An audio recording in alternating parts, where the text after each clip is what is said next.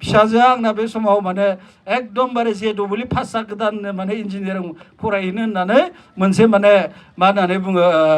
laptop लानानै माबादों बेखौ सिन्थाय बुख्रुबना फैदों फाग्लाफ्रा 2.5 लाख मोनो दाना बेखौ साख्रिया गारहोबाय दाना थाङै थुङै माने टिकेटआ दा सोरखौ डिक्लारेखौ फैला मेन्डेलानि फैलानोसो हैलायबाय दाना हा जुदि टिकेटखौ होआमोनब्ला बे सासे एस'सियेट प्रफेसर 2.5 लाख खासाखौ 3 लाख खाथियाव थाङो जाहैदों बे न'खरा मा जानांगौ जाखो बे जेराव आखाइ होयो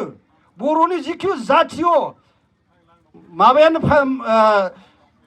पलिसियानो जाथों बा राजनितियानो बे जेराव आखाइ होयो बेयाव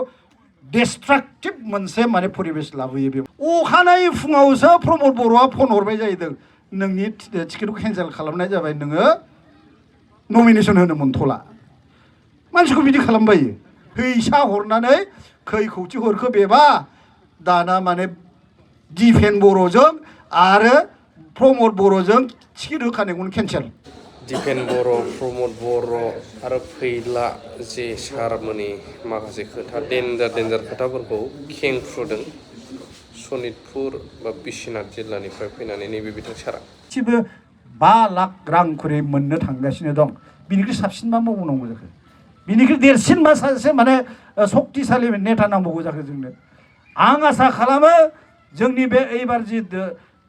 आसाम सरकार जागोन बे आसाम सरकाराव राफोद मन्त्रि हिसाबै 4निफ्राय 7 केबिनेट मन्त्रि मोनगोन होननानै आं आसा खालामो आरो आं बारा गोबाव बुंनाय नङा रायजो राजाफोर जा जुबिराज आदाया बुंदों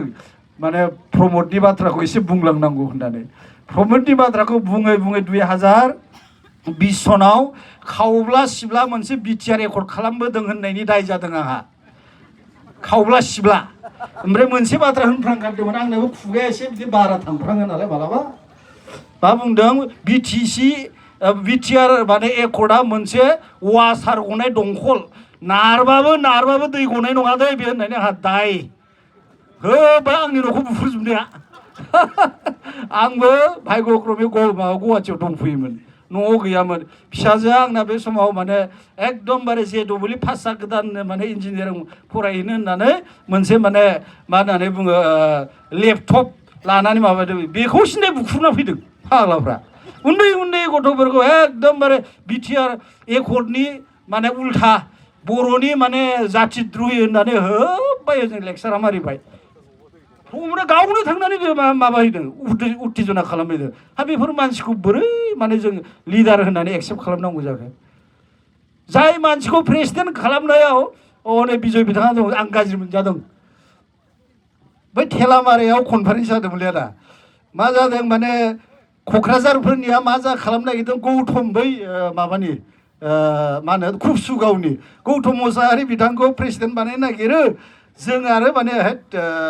बेखौनो खालामथारनांगौलै होननानै जों प्रमदखौ सापर्ट फोरोंलायबायब्रा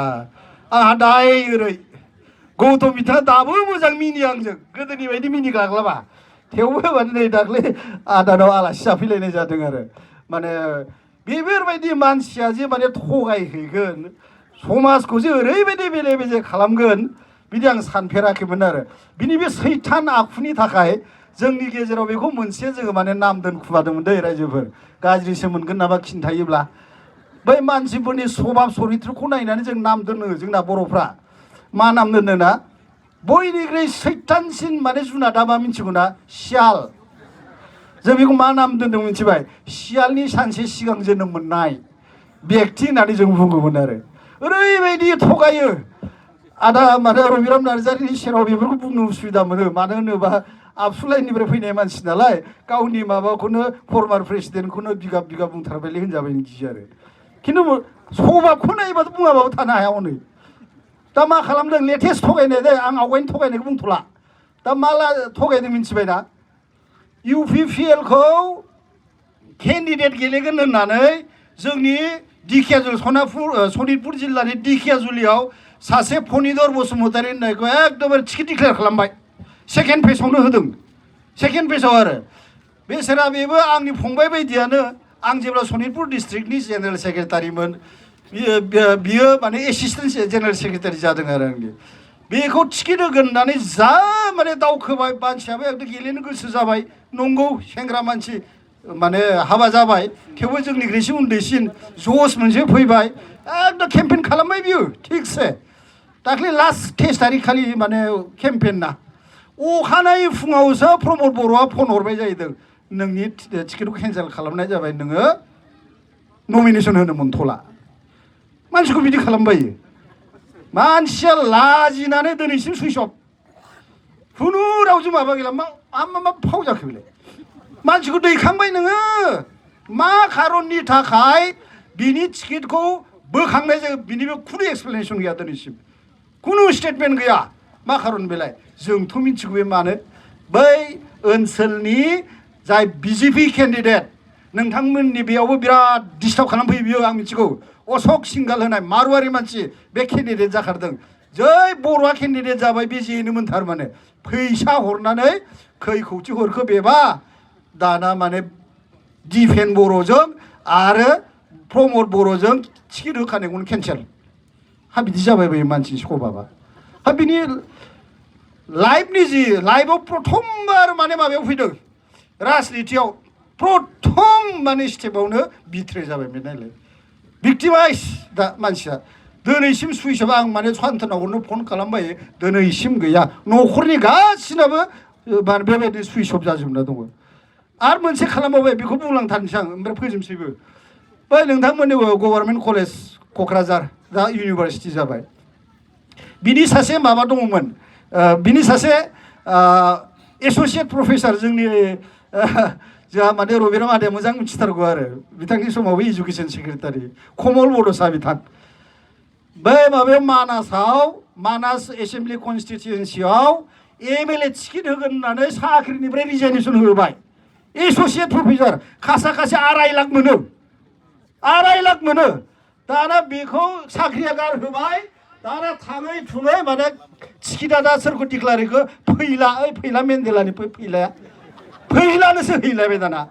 हा जुदि टिकेटखौ होआमोनब्ला बे सासे एस'सियेट प्रफेसर 2.5 लाख 3 लाख खाथियाव थाङो जाहैदों बे न'खरा मा जानांगौ जाखो बे जेराव आखाइ होयो बर'नि जिखु जाथिय माबायानो पलिसियानो जाथों बा राजनितियानो बे जेराव आखाइ होयो बेयाव डिस्ट्राक्टिभ मोनसे माने परिबेस लाबोयो बे मानसिया मिथिगौ ना रायजो राजाफोरा बेखौ खनसे 12 जनल' देरहादोंमोनब्लाबो बिजेपि बायदिसिना लोगो लानानै बोसोरबा सालायनो मोनबाय बिटिसिखौ बे बोसोरबायावनो गासिबो 16टा डिपार्टमेन्टखौ फाननानै सेस डिस्ट्राक्सन रायजो राजाफ्रा जुदि नैबे दाख्लै थांनाय 2025 मायथाइनि बिटिसि इलेक्सनाव जुदि उद्धार खालामफिनामोनब्ला मा अबस्था जागौमोन आं बारासो लावद्रायबाय नामा सार आंना बेनिखायनो जिखि जाया दा आसल खोथाखौथ' माने जोंहा नार्जारि आदानिफ्राय नोंथांमोना खोनासंदो आं बारा बुंथ'ला जोंहा माने ओरै MCLA बिथाङा माने अबा थांथारनांगौना आंहाबो बिथांनि खिथु थांफानांगौ नालाय आंबो बारा गोलाव बुंला एसे बेयावखौनो बुंनानै बिदाय लानाय जाबाय गोजोन्थों